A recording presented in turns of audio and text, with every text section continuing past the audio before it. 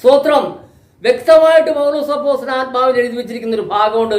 ഇന്നത്തെ പെന്തക്കോസ്ത് സമൂഹം എല്ലാവരും ഇത് ശരിയായ രീതിയിൽ ഒന്ന് കേട്ട് വായിച്ചു മനസ്സിലാക്കണം.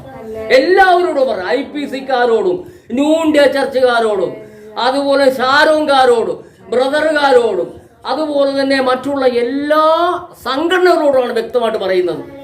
ആരും ഇതിന്റെ നിലവാരത്തിലേക്ക് വരുന്നില്ല. ഓരൊറ്റ പ്രാസംഗികനും വരുന്നില്ല.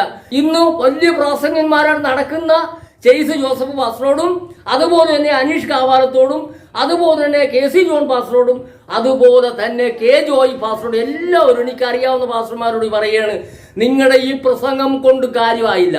നിങ്ങളായിരിക്കുന്ന നിങ്ങളുടെ സഭകളിൽ എങ്ങനെയായിരിക്കണം, നിങ്ങളുടെ സഭകളിൽ എങ്ങനെയായിരിക്കണം, നിങ്ങളുടെ മുമ്പിൽ ഇരുന്ന് നിങ്ങളുടെ പ്രസംഗം കേൾക്കാൻ വന്നിരിക്കുന്നവരെ എങ്ങനെ വളർത്തിയെടുക്കണമെന്ന് നിങ്ങളൊന്ന് മനസ്സിലാക്കണം.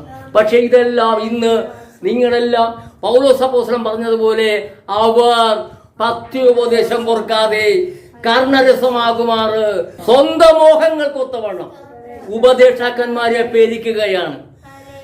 ഓരോ സംഘടനകളുടെയും ബൈബിൾ കോളേജുകൾ എങ്ങനെ പഠിപ്പിക്കുന്നു ആ പഠന രീതിയിലാണ് പോകുന്നത്. അല്ലാതെ ഇന്നുള്ള ഓരോറ്റ ശുശ്രൂഷന്മാരെയും പരിശുദ്ധ ആത്മാവിൽ പ്രാപിച്ച് കൊടുക്കുന്ന ഒരു ശുശ്രൂഷന്മാരെയും കാണാനില്ല. പ്രിയപ്പെട്ട സഹോദരന്മാരെ, ഈ അന്ത്യകാലത്ത് കർത്താവിന്റെ വര അടുത്തിരിക്കുന്ന ഈ സമയത്ത് വ്യക്തമായിട്ട് വിളിച്ചു പറയണമെന്ന് ദൈവത്തിന്റെ ആത്മാവ് എന്നോട് ഇടപെട്ടത് കൊണ്ടാണ് ഞാൻ പറയുന്നത്. അതുകൊണ്ട് പ്രിയപ്പെട്ടവരെ ശരിയായ രീതിയിൽ ഒന്ന് മനസ്സിലാക്കണം. അവിടെ എന്താ പറയുന്നത്?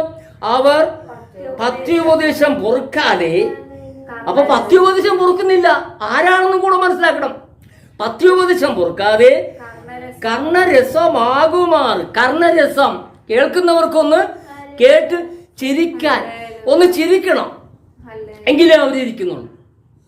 അപ്പോ കർണരസമാകുമാറ് സ്വന്തം മോഹങ്ങൾക്കൊത്തവണ്ണം ഉപദേഷ്ടാക്കന്മാരെ ഭരിക്കുകയാണ്. എവിടെ? ബൈബിൾ കോളേജിൽ. ആ ബൈബിൾ കോളേജിൽ പോയി പഠിച്ചു വന്ന ശുശ്രൂഷകന്മാരാണ് ഈ കാണുന്നതല്ല, അല്ലാതെ കർത്താവിൽ നിന്ന് പ്രാപിക്കുന്നില്ല. പൗലോസ് അപ്പോസ്തലൻ പറഞ്ഞതുപോലെ ആരും പറയുന്നില്ല. ഞാൻ കർത്താവിൽ നിന്ന് പ്രാപിക്കുകയും അത് ഏൽപ്പിച്ചു തരികയും ചെയ്തതെന്നാണെന്ന് ആരും പറയുന്നില്ല. ഓരോ ബൈബിൾ കോളേജിലും പഠിപ്പിച്ചത് പ്രവർത്തിച്ചുകൊണ്ടിരിക്കുന്നു. അങ്ങനെ തന്നെ പോരിക, ഒരു മാറ്റവും ഇല്ല. അപ്പൊ ഇവിടെ പറയുന്നത് എന്താണ്? സ്വന്തം മോഹങ്ങൾക്കൊത്തവണ്ണം ഉപദേഷ്ടാക്കന്മാരെ പെരുകുകയും സത്യത്തിന് ചെവി കൊടുക്കാതെ കെട്ടുകഥ കേൾപ്പാൻ തിരികെയും ചെയ്യുന്ന കാലം വരും. കാലം വന്നു കഴിഞ്ഞു. ഇന്ന് മോഹം കെട്ടുകഥകളാണ്. അനീഷ് കാവാലത്തിന്റെ ഒരു ഒറ്റ പ്രസംഗത്തിന് 10,000 പേര് ലൈക്ക് ചെയ്യുന്നുണ്ട്.